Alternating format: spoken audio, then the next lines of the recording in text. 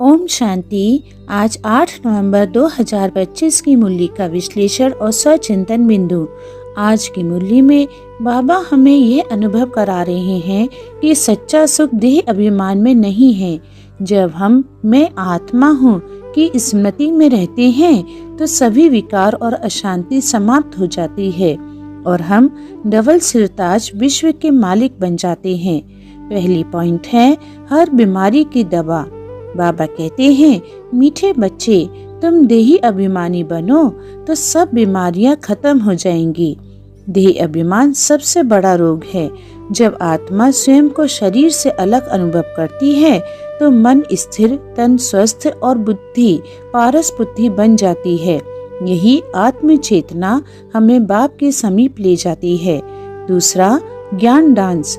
बाबा ने कहा बाप के सामने वे बच्चे बैठे हैं जिन्हें ज्ञान डांस आता है। ज्ञान डांस का अर्थ है खुशी में झूमना, समझ के रस में रहना और हर वाणी को आत्मा में उतारना। जो बच्चे सुस्त या उबासी में रहते हैं वे अवसर खो देते हैं। सच्चा ब्राह्मण वही है जो हर मुरली में आनंद अनुभव करे। तीसरा, दूर देश से आया शिक्षक। बाबा हमें याद दिलाते हैं कि हम आत्माएं परलोक की निवासी हैं और बाप भी दूर देश से आए हैं। यह शरीर, यह संसार सब पराया देश है।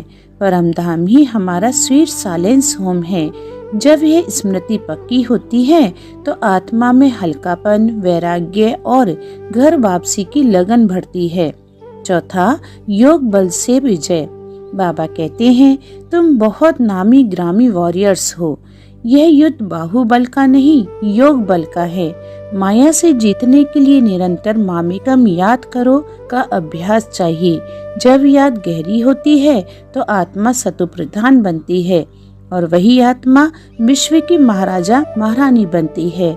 आज बाबा ने वरदान दिया है सेवा द्वारा अनेक आत्माओं की आशीर्वाद प्राप्त कर सदा आगे बढ़ने वाले महादानी भव।